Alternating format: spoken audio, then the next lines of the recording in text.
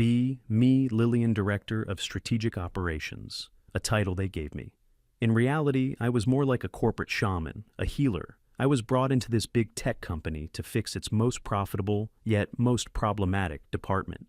The mission was simple: detoxify the culture. My predecessor was some old-school guy who retired, left behind a department that ran like a well-oiled machine, but a machine without a soul. The first day I walked in, I could feel it. The air was thick with the smell of stale coffee and silent, repressed testosterone. No collaboration, no vibrant energy. Just the quiet hum of servers and the frantic clicking of keyboards. Men in gray and blue shirts hunched over their desks, barely looking up. It was a cultural wasteland. My office overlooked the main floor. I spent the first few days just observing, taking notes, diagnosing the sickness. Two sources of the infection became clear almost immediately. The first was a project manager named Sergio. He wasn't overtly hostile. Worse, he was one of those numbers guys. Everything was about metrics, KPIs, data points, deadlines. He'd walk up to people's desks and talk in this clipped, urgent tone about deliverables and client expectations. He had this look of perpetual, low-grade panic in his eyes, as if the world would end if a report was an hour late. He never asked how anyone was feeling. He never tried to build a personal connection. It was all just work, work, work, a human spreadsheet. He was the engine of the department's anxiety, pushing everyone toward burnout in the name of efficiency.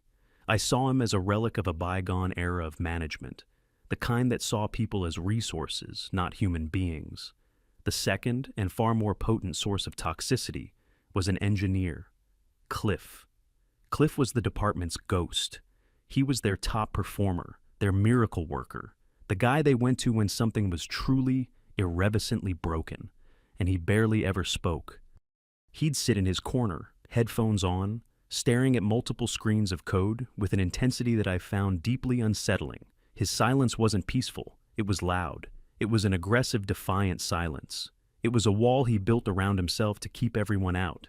He never participated in the light office banter I was trying to encourage. He'd get his coffee, nod curtly if someone spoke to him, and retreat back to his cave.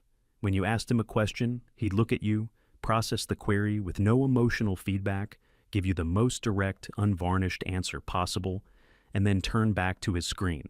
No, how are you? No, have a nice day. Just pure, cold data. This, I knew, was the heart of the problem. This was the pinnacle of toxic masculinity. The strong, silent type who refuses to be emotionally vulnerable, making everyone else around him walk on eggshells. His competence was a weapon he used to enforce his emotional distance. My first big move was to introduce the weekly wellness check-in. I booked the main conference room for an hour every Monday morning, mandatory for everyone. I brought in comfortable cushions to put on the sterile corporate chairs. I wanted to replace their focus on cold, hard deadlines with a focus on warm, soft feelings. The first session was a disaster. I started by asking everyone to go around and share one thing they were grateful for and one thing that was causing them anxiety that week. The blank stares I received were chilling. A few of the younger guys mumbled something about being grateful for the weekend. Then it was Sergio's turn. He cleared his throat, looked at his watch, and said he was grateful for the team's hard work. But his anxiety was centered on the upcoming deadline for the big client project. He said we were already behind schedule, and this meeting was taking up critical time. He framed it as sharing, but I knew what it was, a direct challenge to my authority. He was weaponizing the safe space I had created to push his own anxiety-fueled agenda. I smiled patiently and told him that deadlines are constructs, but our feelings are real, and we need to honor them first. He just blinked, looking confused. Then it was Cliff's turn. He looked up from the floor for the first time in 20 minutes. I asked him what he was feeling. He was silent for a long moment. Then he said, "I feel like this meeting is preventing me from fixing the server issue that's been causing latency since Friday." A few people shuffled their feet. Someone coughed. The air crackled with tension. This was open rebellion. It was a calculated, passive-aggressive jab designed to undermine the very foundation of the new culture I was trying to build. I ended the meeting early, telling everyone to reflect on what was shared. I went back to my office and wrote down both of their names. Cliff, I circled 3 times. The silent ones are always the most dangerous. I decided to start with him. You have to remove the alpha to change the pack's dynamic. I began documenting his behavior. Every time he sent a short one-line email without a friendly opening or closing, I saved it to a folder labeled Hostile Communication. Every time he declined a meeting invitation for a synergy workshop because of a critical task, I screenshotted it, folder, Refusal to Collaborate. Every time I saw him walk past a group of people without joining the conversation, I made a note, folder, Fostering an Exclusionary Environment. Within a few weeks, I had a substantial file. It was a clear pattern of antisocial, non-collaborative behavior. He wasn't a team player, he was a lone wolf, and lone wolves don't belong in a modern, inclusive workplace. I scheduled a one-on-one with him in my office. I wanted to give him one last chance to integrate. I started the meeting by asking him, on a scale of 1 to 10, how connected he felt to the team's emotional journey. He just stared at me. He looked like a computer that had been given a command it couldn't process. He finally said his job was to ensure the technical infrastructure was stable and efficient, and that he felt very connected to that task. I tried a different approach. I told him his communication style could be perceived as intimidating and cold by some of his colleagues. He considered this for a moment.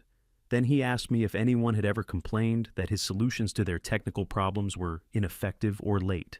I had to admit they hadn't. His performance reviews, filled with numbers and stats from my predecessor, were glowing. He said, "Then it seems my communication is perfectly effective for my role." He was twisting my words, using logic to evade emotional accountability. The conversation was going nowhere. He was a fortress. I needed to bring in bigger guns. I set up a meeting with HR. I brought my folder of evidence. I laid it all out for the HR manager. I used all the right language. I spoke of microaggressions, of passive hostility, of the chilling effect his behavior had on psychological safety. I explained that while his technical output was high, his cultural deficit was a net negative for the company's future. The HR manager, a woman who seemed a bit overwhelmed, flipped through my printed out emails and notes. She said his file was clean, nothing but praise for his work. I told her that was the problem. The old culture only rewarded one kind of labor, the technical kind. It completely ignored the vital and mostly female-led emotional labor that truly holds a team together. She looked at a one-line email from Cliff that said, "The fix is deployed." I explained how that message, devoid of any emotional padding, was a microaggression. It implied that the recipient's feelings about the problem didn't matter, only the solution. I could see the light bulb go on in her head. She was starting to get it. They called Cliff in. It was me, him, and the HR manager in a small, sterile room. She presented my concerns in a softened, corporate-friendly way. She talked about perceptions and communication styles. Cliff listened patiently, his expression unreadable.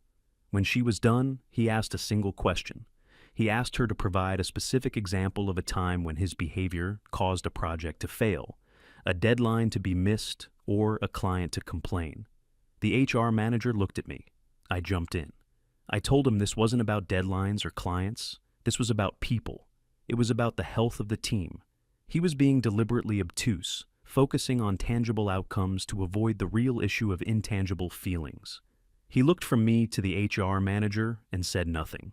He just let the silence sit there. It was his ultimate power move, an assertion of dominance. After he left the room, I told the HR manager, "You see, he refuses to engage. He's not accountable. He's not one of us." The decision was made a few days later. They were letting him go. The official reason was vague. Restructuring to better align with our collaborative forward-facing strategy. Corporate nonsense. We both knew the real reason. He didn't fit my vision. The day he was let go was quiet. They had security escort him, which I thought was overly dramatic but standard procedure. He didn't make a scene. He packed his small box of personal items, a couple of books, a worn-out coffee mug, a small figurine from some nerdy show. As he walked out, a few of the other male engineers quietly got up and shook his hand. They didn't say much, just a "take care, man," or a "good luck." Sergio was one of them. He clapped Cliff on the shoulder and said something I couldn't hear. It was like watching a silent funeral procession, a final defiant display of their toxic, exclusionary male bonding. I felt a surge of relief as the door closed behind him. The first tumor had been excised. The the healing could truly begin. I already had his replacement lined up. Her name was Susan. I'd met her at a Women in Leadership networking brunch a while back. She didn't have a traditional tech background, but that's what I loved about her. She was a fresh perspective. Her resume was full of things like workshop facilitator, community outreach coordinator, and synergistic process innovator. In her interview, she spoke my language. She talked about empowerment, about creating dialogue, about the importance of vulnerability in the workplace. She didn't mention code or servers once. It was perfect. She was exactly the kind of energy the department needed. Susan's first day was a breath of fresh air. She brought in a small plant for her desk. She went around and introduced herself to everyone, asking them not what they did, but how they were feeling about their work. Most of the men just gave her confused looks and mumbled something about being fine. But I knew she was planting seeds. We immediately clicked. We'd have long lunches where we'd deconstruct the lingering toxic masculinity in the team. She pointed out things I hadn't even noticed, like how the men would use acronyms without explaining them, a subtle way of excluding those not in the know, or how they'd put on headphones to signal "do not disturb," effectively refusing to be open and available to their colleagues. She was brilliant. She saw it all. With Susan on my side, I felt empowered to escalate my reforms. We turned the Monday Wellness Check-In into a feeling forum. We introduced Woke Wednesdays, where we'd watch a TED Talk about diversity and inclusion and then share our thoughts. We created a kudos board where people were encouraged to give shout-outs not for work accomplished, but for emotional support provided. The board was mostly filled with Susan and me, writing notes to each other. But it was a start. There was still resistance, of course, a quiet, stubborn resistance. It was centered around Sergio. He was the last bastion of the old guard. Now that Cliff was gone, the technical problems started piling up. Little things at first. A system glitch here, a slow network there. Previously, these things would just disappear. Cliff would handle them before anyone even knew they were a major issue. Now, they festered. Susan, bless her heart, tried her best. Her solution to a server crash was to suggest we all gather in a circle and visualize the server healing itself with positive energy. When that didn't work, she organized a workshop to discuss how the server crash made us feel. The other engineers were getting visibly stressed, and their stress was funneled directly to Sergio, who became even more obsessed with his charts and timelines. He started sending me daily emails with subject lines in all caps: urgent, critical. He tried to schedule meetings to discuss project viability. I saw it for what it was. He was trying to reimpose the old fear-based hierarchy. He was using the department's struggles as a pretext to dismantle my new, people-centric culture. He was Cliff's legacy, a ghost haunting the machine. And I knew he had to go too. The detox wasn't complete. I still had one more demon to exorcise. Be me, still Lillian. The department was lighter after Cliff's departure, but it wasn't clean. Sergio was a constant throbbing source of negative energy. His entire existence seemed dedicated to reminding me of reality, as he called it. He would stand in the doorway of my office, holding his tablet like a shield, ready to bombard me with charts that trended downwards and spreadsheets filled with red cells. He just didn't get it. He thought the problems were technical. I knew they were spiritual. The team's heart was wounded from years of neglect under the old regime, and he just wanted to put a bandage on a bullet wound and tell it to get back to work. My new approach was to manage his negativity. When he sent me an email with an urgent subject line, I created a rule to automatically file it into a folder named Opportunities for Growth. I'd get to it when I had the emotional bandwidth. When he tried to corner me by the coffee machine to talk about blockers and slipping timelines, I'd smile, put a hand on his arm, and ask him how he was really doing. I'd ask if he was getting enough sleep, if he felt supported. It would completely derail him. He'd stammer, look confused, and retreat back to his desk. It was a technique I learned: meet aggressive energy with soft, compassionate energy. It neutralizes the threat. The breaking point came during a mid-quarter review meeting. I had invited a director from another department to observe our new collaborative processes. I wanted to show her what a healthy team looked like. Susan opened the meeting with a 5-minute guided meditation on releasing attachment to outcomes. It was beautiful. The energy in the room felt so calm. And then Sergio asked to share his screen. Before I could stop him, a horrifying graph filled the monitor. It was a burned-down chart, a sea of angry red, showing our project progress plummeting into the ground. He started talking, his voice tight with stress. He pointed out the missed milestones, the rising number of critical bugs, the complete lack of progress on the new features for our biggest client. He said in front of our guest, "At this rate, we will not only miss the final deadline, we will deliver a completely non-functional product." The guest director looked at me, her eyebrows raised. The room was dead silent. He had ambushed me. He had used my own transparent forum to publicly humiliate me and my methods. He had tried to drag us all back into his pit of fear and negativity. I took a deep, calming breath. I would not let him control the narrative. I smiled warmly. I told everyone, "Thank you, Sergio, for sharing that data. It's so brave of you to be that vulnerable with your anxieties." I turned to the guest. "What you're seeing," I explained, "is the final purge of the old deadline-driven toxicity. We are intentionally deconstructing the harmful myth of linear progress. We are prioritizing process over product, people over profit." Susan nodded enthusiastically, adding, "We are in our chrysalis phase. The butterfly will be magnificent." Sergio just stared at the screen, his face pale. He opened his mouth to say something else. I cut him off. I said, "Sergio, I think you've contributed enough for today. In fact, I think you've contributed enough for good." I told him that his energy was no longer aligned with the forward-moving trajectory of the team. I fired him, right there in the middle of the meeting. I needed to make an example of him. I needed everyone to see that the old ways were dead and buried. He didn't protest. He just slowly packed his laptop into his bag, stood up, and walked out of the room without looking at anyone. The guest director looked like she had just witnessed a ritual sacrifice. I turned to the rest of the team and smiled brightly. "Now," I said, "who wants to talk about how that made them feel?" With Sergio gone, the last pillar of the old patriarchy had crumbled. I was free to build my utopia. I promoted Susan to a newly created role, Director of Team Harmony. And to replace Sergio, I brought in someone truly special, Mildred. Mildred was Susan's friend, and she was a revelation. Her background wasn't in project management.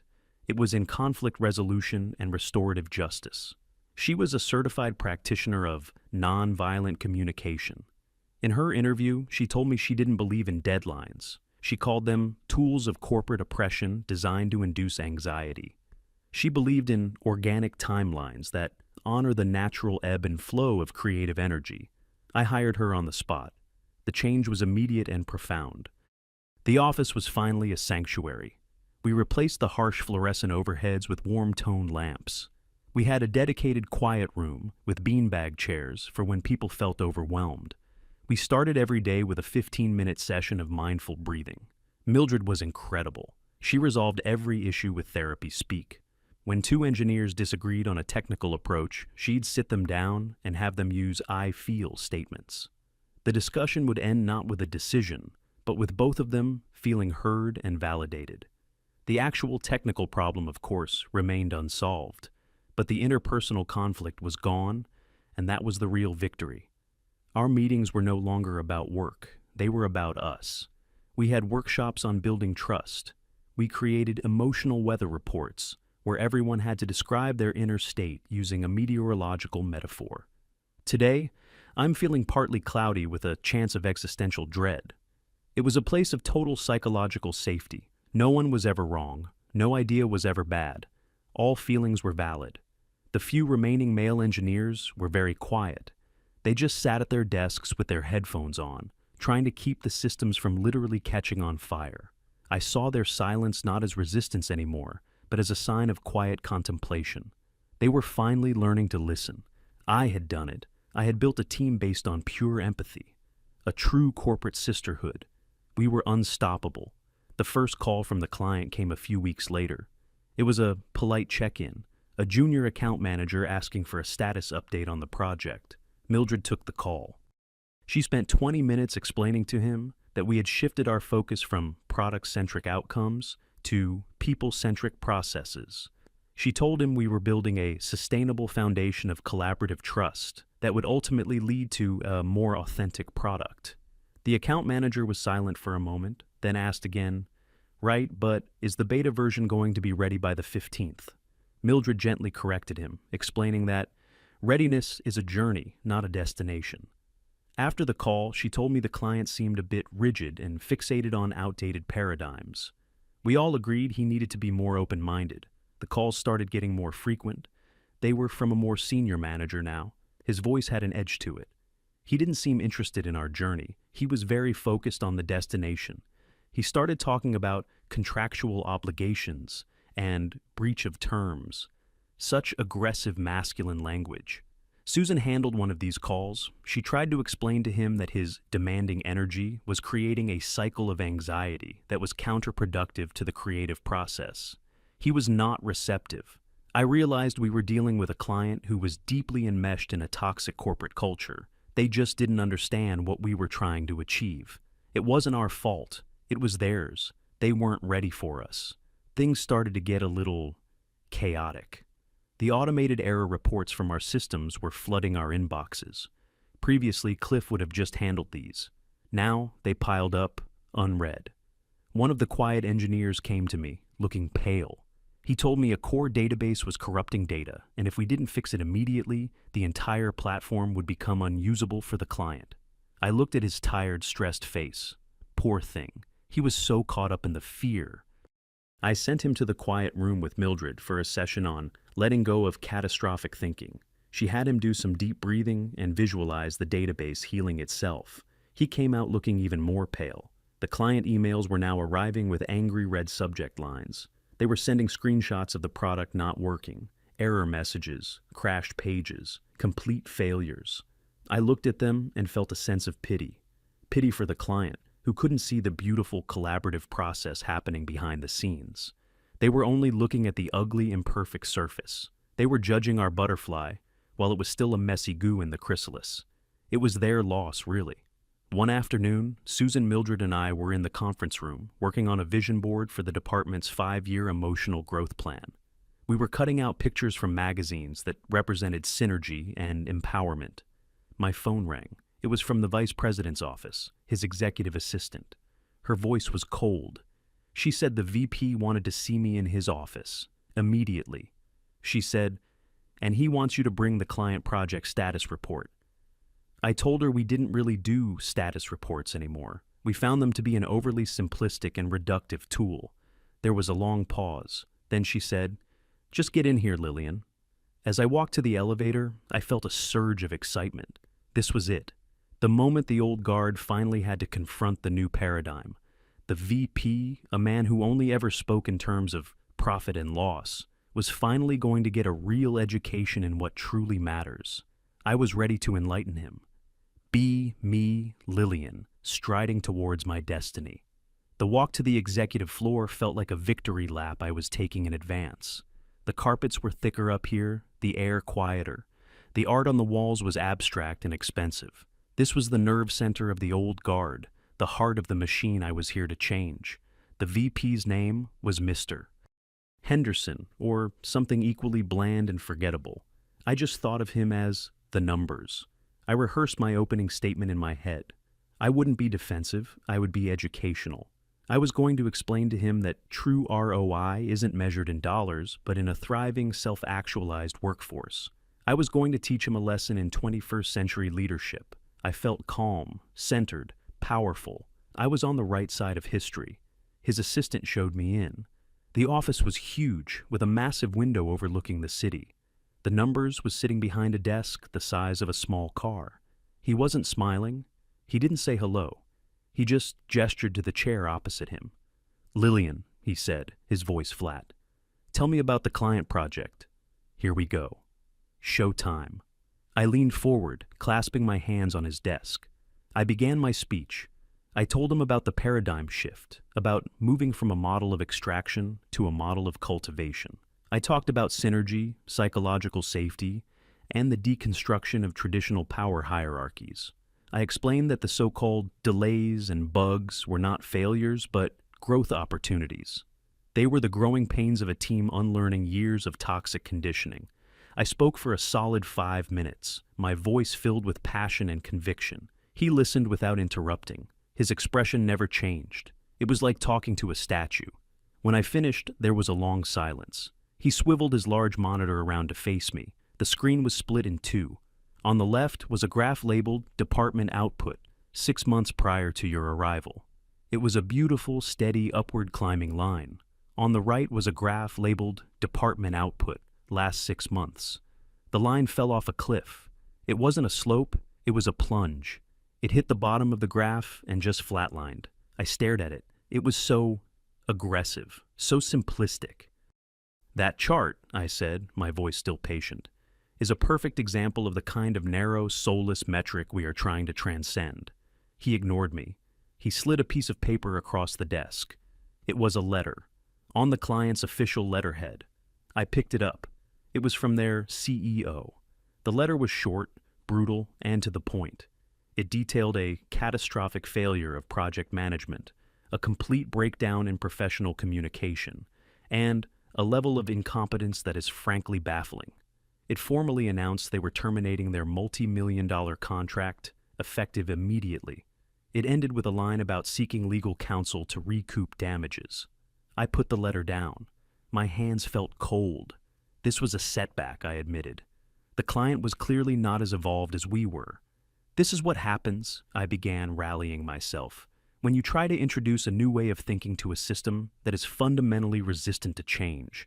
This isn't our failure, it's theirs. They weren't ready to be our partners on this journey. The numbers finally showed a flicker of emotion. It was a look of profound, exhausted disbelief. A journey? He repeated, his voice dangerously quiet. Lillian, this isn't a journey. This is a business. We sell a service. We have contracts. We have obligations. They paid us for a functioning product, not a spiritual awakening. I opened my mouth to explain that the two were intertwined. He held up a hand. I've heard enough of your explanations, he said. Your team has produced nothing of value for 6 months. You have alienated our single largest client. You have turned the most profitable department in this company into a black hole. He stood up. Your employment here is terminated, effective immediately. Security will escort you to your desk to collect your personal items. I was stunned. I felt the air leave my lungs. Terminated? Me? It didn't make any sense. I had done everything right. I had followed the teachings of every leadership guru, every progressive management book. I had created a paradise of empathy and collaboration. You can't do this, I whispered. I can, he said, turning to look out his window. I just did. Pack your things. I walked out of his office in a daze. The world felt like it was moving in slow motion. Security guards, 2 big guys who always looked bored, were waiting for me by the elevator. They followed me back to my department, my beautiful safe space. As I walked in, everyone looked up. The quiet engineers quickly looked back down at their screens. But I only had eyes for Susan and Mildred, my sisters, my allies. They would be outraged. They would protest. Maybe they would even quit in solidarity. I walked towards them, my eyes pleading for support. He fired me, I said, my voice trembling. He doesn't understand. They're kicking me out. Susan looked up from her computer. Her face was a mask of professional concern. She wasn't typing code.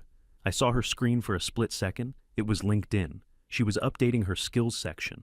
Oh, Lillian, she said, her voice dripping with fake sympathy.